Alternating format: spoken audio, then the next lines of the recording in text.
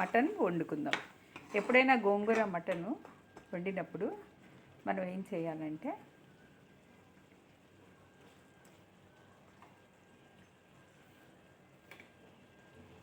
చూడండి, ఇలా mutton curry వండేసుకోవాలి. ముందు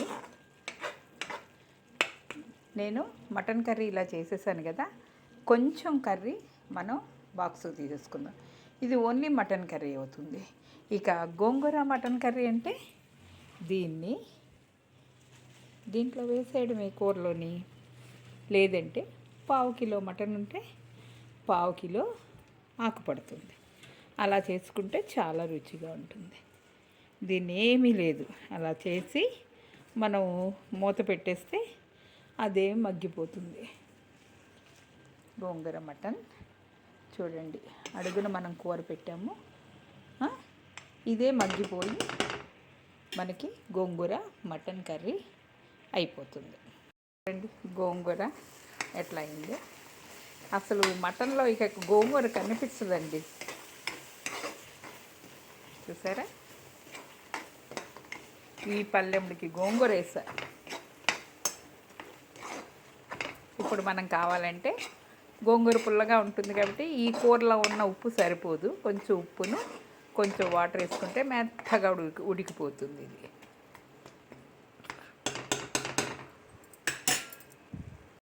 మనకి దీంట్లో ఉప్పు సరిపోదు కాబట్టి లైట్గా, కొంచెం గోంగూర పుల్లగా ఉంటుంది కదండి, మనం ఇందాక కూరలో వేసిన ఉప్పు సరిపోతుంది. అందుకని మనం ఉప్పు వేసేసుకుందాం. ఉప్పు వేసుకుని కలిపేసుకుందాం. ఇప్పుడు ఈ గోంగూర బాగా ముక్కకు పట్టాలంటే కొంచెం వాటర్ కూడా వేసుకుందాం. సో ఈ వాటర్ వేసాం కదండి, దీన్ని ఇలా వదిలేసేయండి. వదిలేస్తే ఇదేమవుతుందంటే ఈ ముక్కగా పట్టి దగ్గరికి ఎగిరిపోయి కూర చాలా రుచిగా తయారవుతుంది.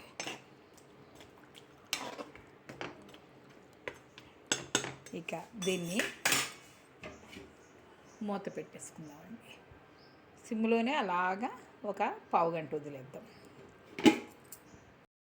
రెడీ అయిపోయింది గోంగూర మటన్. ఇక దీన్ని చక్కగా, అంటే మరీ దగ్గరికి అయిపోతే బాగుండదు, ఇట్లా తీసేసుకోవాలమ్మా మనం. ఇది మగ్గే కొద్దీ చాలా రుచిగా ఉంటుంది. ఇది కూర మగ్గే కొద్దీ చాలా రుచిగా ఉంటుంది.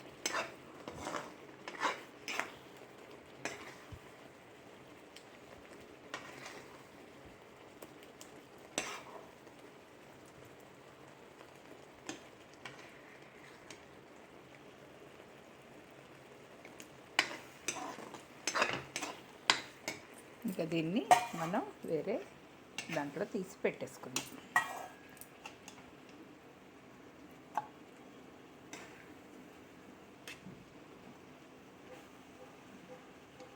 ఎక్కువ మటన్లో కొవ్వులాగా ఏదైనా వచ్చిందనుకోండి, అప్పుడు అలాంటి ఆకుకూరలో గోంగూర లాంటి వాటిలో వేసుకుంటే అది చాలా రుచిగా ఉంటుంది.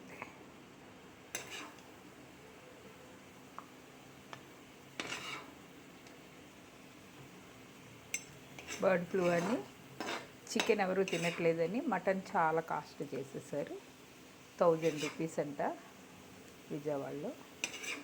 చూడండి, అందుకని ఈ కూర అయితే మనకి చాలా బాగుంటుంది. చూడండి. Thank you. మీకు నేను చేసిన గోంగూర మటన్ కర్రీ నచ్చితే కాక please subscribe. Thank you so much. ఈ కూర ఎలా ఉందో కామెంట్ చేయండి, లైక్ చేయండి, షేర్ చేయండి.